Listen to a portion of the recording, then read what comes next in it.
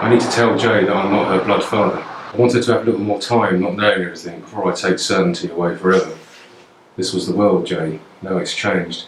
I'm scared that if I take away her dad, a black hole will take the place in her heart where her love for me is growing now. That's what can happen when you don't know who you are. If you let it, your life story becomes about what isn't there, not what is. I have to make a new story, really. It's urgent now. I can't wait any longer to tell Jay. She runs in sunshine, close to where I stand watching, Shay and Christian on her heels. The boys love her, but it's complicated. She's a mate, one of the gang, the best at football, though Chris won't admit this. She can run the fastest, beat them at any game, but she's a girl, with long hair falling past her waist, and a flawless, heart-shaped brown face and bright red lips. The boys love her, even as she races past and beats them again. My strong and light-footed daughter is full of grace. Sometimes Shay and Christian have to have boy talks and they exclude her or meet secretly. When that happens, Jay sits alone at the top of the little fort in the communal garden and plays on her Game Boy. She doesn't want to be different to them and doesn't think she is, but the boys feel a difference. There are things they won't do or can't say in front of her. I wonder about this, how she outboys the boys. If she was a boy, she'd be the leader, but when Chris, the long-haired, stocky Polish boy who's a head shorter than Jay, comes to call for her, you can see by his moon-calf gaze how her beauty blasts and disturbs him. I don't think he can quite understand how he's supposed to feel.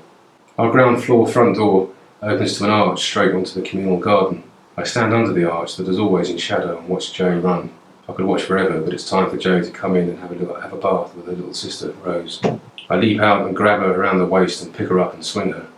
She screams happily. She loves to fight me. She likes to see how strong she is, to test herself and test me. I know she thinks that every time we fight is a time closer to when she'll be able to beat me.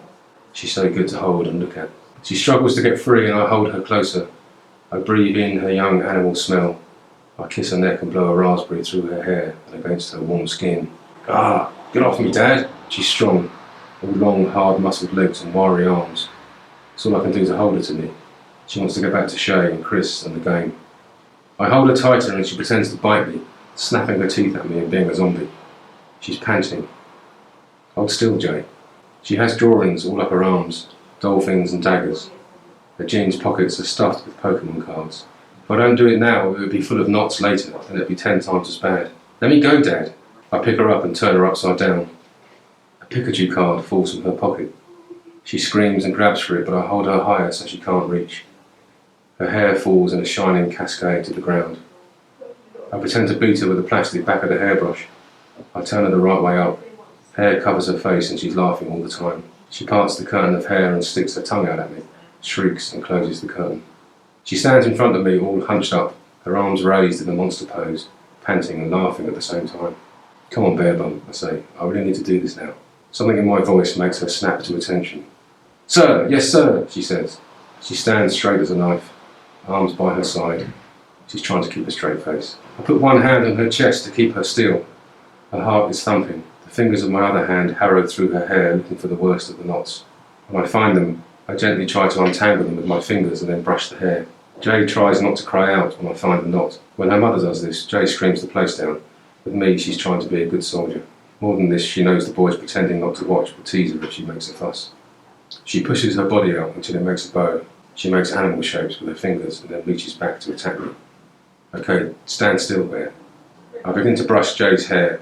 From the top of her head, I push the brush all the way down to past her waist. Static electricity makes her hair start to frizz out, and wild filaments are softly illuminated by the last of the sunshine. She's quiet now, tracing on the arm that holds up the patterns of my tattoos. I'm humming as I pass the brush through her hair, over and over. She's a kid.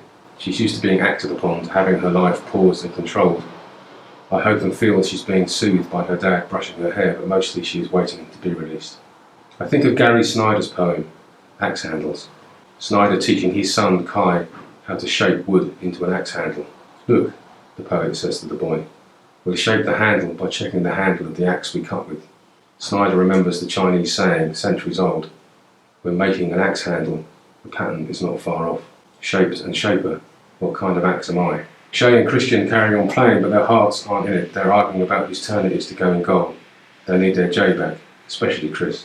Carefully I separate Jay's hair into 3 thick and roughly equal parts. I place one strand over each narrow shoulder. The central strand hangs down her back. It's too thin, and I borrow hair from the outside until I'm satisfied the parts are equal in thickness. I start brushing again, and Jay sighs and kind of softly deflates. Hang on, I say. Won't be long now. She puffs out her cheeks, sticks her belly out, makes little ears out of her closed fists and puts them by the side of her head. She growls. A bear? Of course, she says. It's now, her young heart beating hard against my hand, that Jay, beyond everything else she is, feels most strongly like a gift. What comes to me as I stand brushing Jay's hair is that because there is no shared blood, the strength or otherwise of the connection between us will always rely on love, and love only.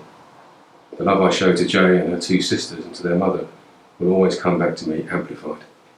Love is the shaping axe.